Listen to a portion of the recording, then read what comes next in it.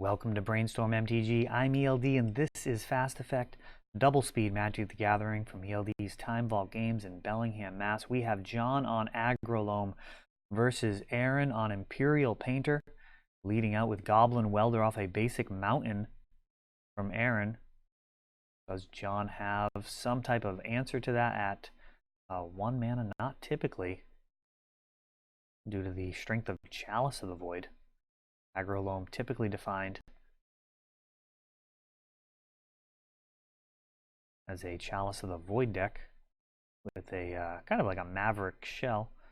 And Mox Diamond, not sure he drew for turn. I might have missed that. But we've got Punishing Fire, clearing out the Goblin Welder with a Grove of the Burn Willows, adding to John's mana base. That's, of course, going to be able to return Punishing Fire by forcing some life gain on the other side of the board.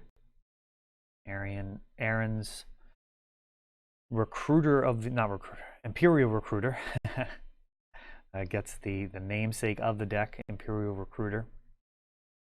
Imperial Recruiter finding Painter Servant.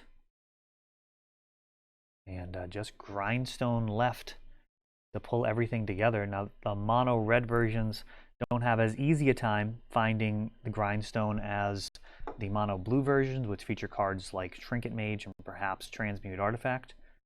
But the mono red decks do get to run Blood Moon effects, which can be very punishing and would be probably quite welcome versus John's board. With the Scarecrow entering the battlefield. City of Traders going away. Dark Confidant on the other side. And Punishing Fire clearing the Imperial Recruiter. Painter Servant really the card to be concerned about here. And doubling up on Punishing Fire means that Imperial Recruiter is effectively handled. Dark Confidant swinging in there.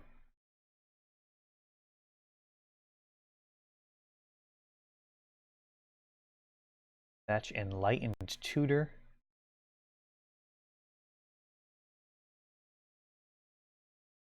For Blood Moon.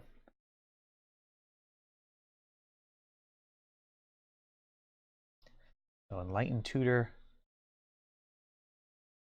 into a tapped out opponent here. And John's mana base now pretty suspect. Mox Diamond going to be extremely important. That is half of the mana necessary to pull out of this. Dark Confidant can find another Mox Diamond. He'll be feeling much better about it. A Dark Confidant adds in as well. And now Imperial Recruiter again,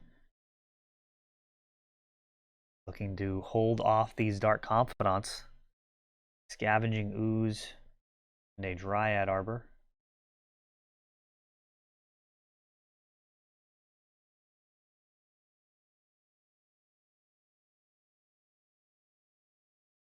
And Scavenging Ooze potentially going to be very useful here. There's a couple of creatures in the graveyard.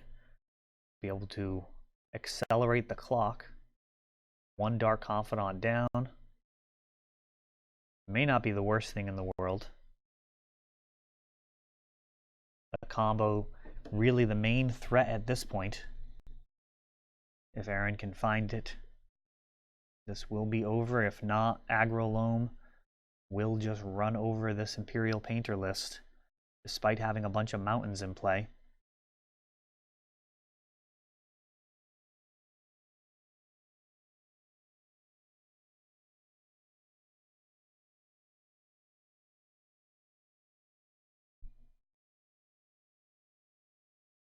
Attacking, then exiling a creature to turn him into a 3/3 and gain a life. And there's the Grindstone. And this should do it. During the draw step, John gonna scoop it up rather than reveal his entire deck. For those unfamiliar, Painter Servant makes cards in all zones the color of the controller's choosing as it enters the battlefield. Typically choosing red, that does allow for Pyroblast and Red Blast to be both hard counters and Vindicates. But most importantly, making Grindstone reveal cards at the same color when you activate it. Grindstone reads you reveal 2 cards from the top of your from the top of target player's deck. You put those into the graveyard, and if they share a color, you repeat the process. With Painter Servant in play, all the cards are red, so that's a wrap. You actually mill your opponent out for just a total of 6 mana, 2 for the Painter Servant, 1 for the Grindstone, and then 3 to activate. While they're sideboarding, I've actually played against Painter Servant quite a bit. I did have some very memorable matches against it back in the Sensei's Divining Top era, when I think the deck was better positioned. Was actually played against it late into the Eternal Weekend from probably 3 years ago, maybe 4 years ago. It's been a while now. My opponent was sitting on Painter, Grindstone, and had Sensei's Top, and they were just digging to try and find their Tormod's Crypt. I was on Sneak and Show, so one of the interactions there is the Emrakul will just shuffle everything back in, so you can't actually grind people out until you find a Tormod's. Once you find your Tormod's, you can grind them and then respond to the Emrakul triggers with the Tormod's Crypt to exile their graveyard. So I made a joke to him during game 1 that he could always use the Grindstone on himself as he's digging with Sensei's Top to knock 2 bad cards off the top of his deck and then spin top again. Of course, he had Painter out, so I was just joking because obviously if he targets himself with Painter and Grindstone, he'll just kill himself. So he ends up beating me game 1. Game 2 ends up being incredibly complicated with Rushing River and a bunch of different effects in response to grinding. It was very, very complex. He thought he was going to win the game, and I just snatched the victory right out from underneath him. And then game 3 was right back to game 1 in terms of board state. Painter, Grindstone, Sensei's Top, Ensnaring Bridge. Like, just no way I'm going to win. All he needs to do is find Tormod's Crypt. And during my end step, he spins top, looks at his top 3, puts them back, pays 3 mana, and grinds himself to get rid of the bad cards. And boy, he got rid of the bad ones all right. That was actually the end of the match. He could not believe it. When he put those 2 cards in his graveyard and went to go spin his top again, I had to remind him that those cards were indeed both red. And it was a pretty crazy story. One of those things, little Jedi mind trick. Crazy side note, after coming home from that tournament, I told that story to a Painter player as we sat down to playtest, and he did not believe me. He's like, there's no way he was incredulous. He wasn't actually calling me a liar, but he was completely in disbelief that anybody could ever actually do that. And then in our playtesting session, he did that to himself as well. So there's something to be said for planting seeds. Sometimes you throw that stuff out there. Sometimes it takes root. It was all in good fun. It was a little bit of banter, but as it turned out, sometimes your opponent will make a terrible misplay. And now we are back to the action here. Imperial Painter has Ancient Tomb into it looks like a Smuggler's Copter. Is that a Smuggler's Copter? Chalice of the Void at 1 from Aggro Loam. That is going to stop Goblin Welder and the Grindstone, as well as the Red Blast that combo so well with Painter Servant. 2 non-basics so far from John. And Imperial Recruiter. Finding Painter Servant. We'll see how Aaron manages to contend with this Chalice. Able to crew the Smuggler's Copter with Imperial Recruiter. And the looting has begun. 3 mana Knight of the Reliquary. Still summoning sick. A basic forest in play. So even after Blood Moon, Knight of the Reliquary would be able to do one crop rotation, potentially pulling together necessary colors of mana. We're not there yet. Blood Moon may not be a factor this game.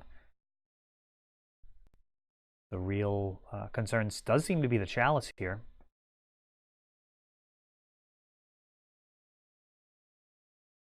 And 4 mana for Karn the Great Creator.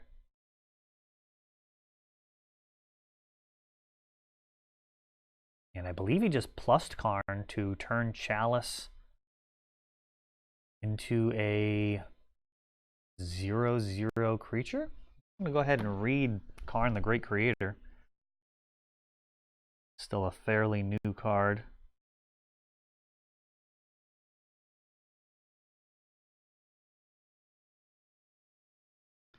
Of course, makes a much bigger splash in Vintage due to its Null Rod side.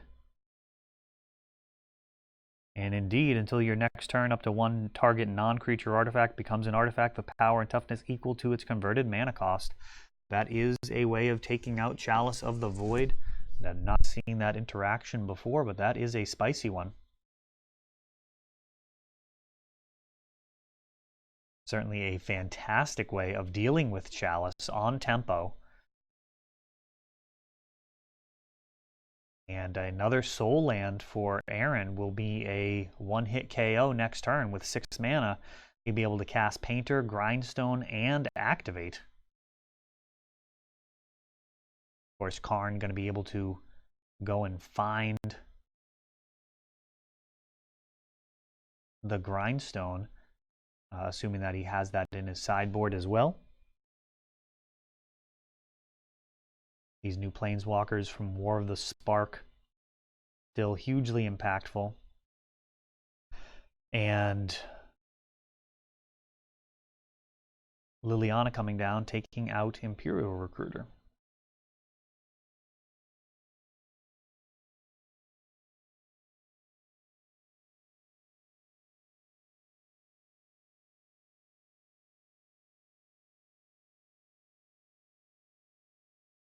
Painter Servant.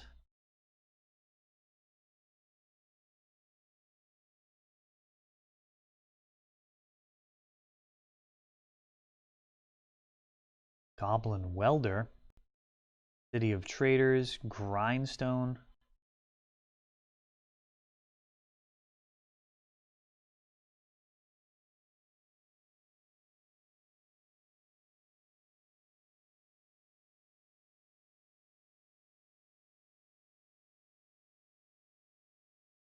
Goblin Welder, a potential blocker here, I guess.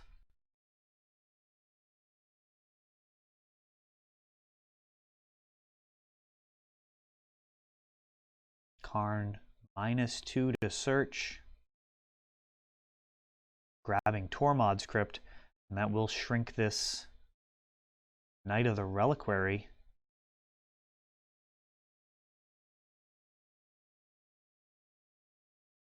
Aaron holding on to it until combat. He did fire it off right away. Some things could go sideways pretty fast as far as growing the Knight. Could always plus Liliana to discard a land. Plus some other shenanigans. He could get larger pretty quick. But really, at these life totals, not likely to be able to get that high up. Punishing Fire. Taking down Goblin Welder.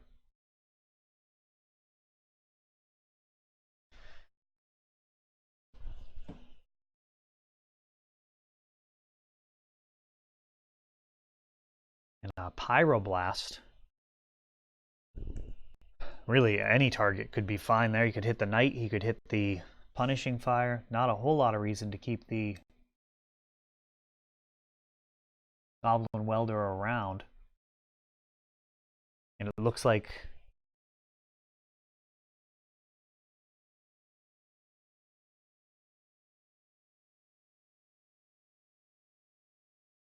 Looks like he is targeting the Knight of the Reliquary. Punishing Fire technically should not be in the graveyard here. It would still be on the stack. I believe that's the current game state. Sometimes people do take shortcuts.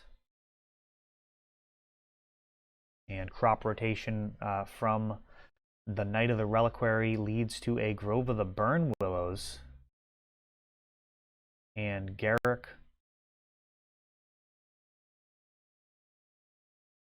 Oh, interesting turn of events here. So Garrick is actually going to take out the Painter Servant.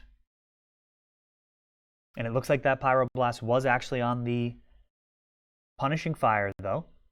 So Goblin Welder kept around. And now going to activate Grindstone and weld in Painter Servant. So everything that was there totally above board. And the Knight was allowed to live. Goblin Welder kept around to ensure that the combo would fire off on the next turn, which is exactly what happens. And Imperial Painter takes it down in 2.